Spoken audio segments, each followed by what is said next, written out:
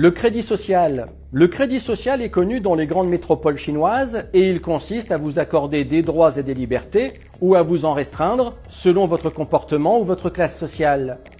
Depuis la première élection d'Emmanuel Macron, nous sentons que nous avançons vers une société d'autorisation et non plus de liberté fondamentale.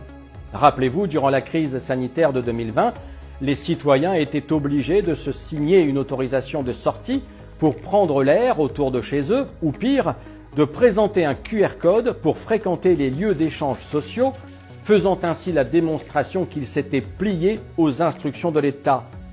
Si rien n'est fait pour reprendre en main l'Union européenne, il ne fait aucun doute qu'un système où il faudra l'autorisation pour vivre normalement prendra place et s'instaurera. Un monde où nos mouvements seront régis par des accords nécessaires sur des choses banales que nous faisons aujourd'hui sans réflexion, grâce à nos libertés acquises par le passé. La monnaie en est un parfait exemple.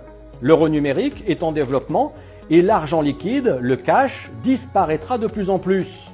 Si les Français sont déjà nombreux à ne plus l'utiliser, le fait que la monnaie devienne uniquement numérique pourrait avoir des conséquences notables selon les intentions de ceux qui décident de ce que nous pourrons faire de notre argent. Je m'explique. S'il s'agissait que de la disparition de l'argent liquide, sans aucune autre conséquence, cela ne changerait pas vraiment la donne. Mais imaginez si cet argent devenait périssable et que vous ne pourriez en disposer que durant un temps, avant un retour à un solde obligatoire de 0 à une date précise. Impossible de mettre vos fonds de côté et, par définition, de les retirer en argent liquide.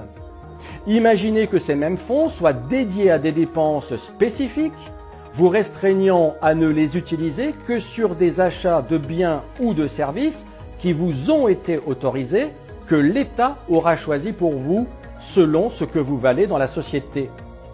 Imaginez aussi qu'au titre de l'écologie, devenue désormais une véritable religion dogmatique dont l'usage de la peur est un facteur essentiel, vous ne puissiez plus dépenser au-delà d'un certain périmètre de votre domicile afin de vous empêcher de vous rendre dans des contrées trop lointaines qui pourraient polluer la planète.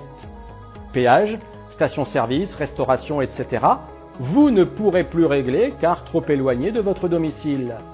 Votre moyen de paiement numérique refusera tout débit. Pire, il pourrait engendrer des amendes pour non-respect de votre zone géographique attitrée, diminuant ainsi ce qu'il vous reste de liberté. Une fois chez vous, un chez vous dont vous pourrez être de moins en moins propriétaire, car selon les mondialistes de Davos, moins vous posséderez, plus vous serez heureux. Vous ne pourrez plus utiliser l'électricité ni le gaz comme auparavant. La fin de l'abondance vous a été prédite par Emmanuel Macron en août 2022 et les conséquences auront pour objet de limiter vos accès à l'énergie. Une fois la quantité atteinte quotidienne, hebdomadaire, mensuelle, vous n'en disposerez plus, sauf à faire partie de la classe supérieure et privilégiée, car les auteurs de tout cela, les leaders du World Economic Forum, ne s'oublient jamais pour satisfaire leur propre confort.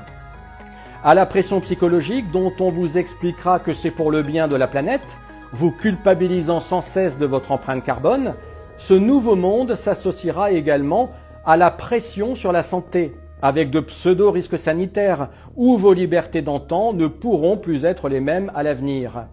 Vous devrez, et non ne pourrez, accepter qu'au titre sanitaire et du bien commun, prendre des médicaments, des traitements divers et variés. Il ne s'agira plus d'un choix, mais d'une obligation pour garder des libertés en restriction, toujours plus mises à mal. Reconnaissance faciale, intelligence artificielle, micropuces sous la peau voire dans le cerveau, ceux qui ne suivront pas cette évolution seront laissés pour compte, abandonnés à la pauvreté et appelés à vivre hors système comme des parias. Une contre-société de ceux qui vivront en marge, n'ayant plus accès à rien, harcelés par des autorités qui feront tout pour les faire entrer dans le rang, jusqu'à l'épuisement, jusqu'à l'extinction, face à ceux qui se plieront à ces règles numériques et comportementales, une société docilisée à l'extrême. Vous croyez qu'il s'agit là du scénario d'un film de science-fiction de série B? En êtes-vous si sûr? Le renouvellement générationnel fera son office et chacun naîtra sous l'ère d'un monde nouveau où ces règles feront partie de sa vie et ainsi avec des modes de vie dégradés un peu plus de génération en génération. Français, réveillez-vous.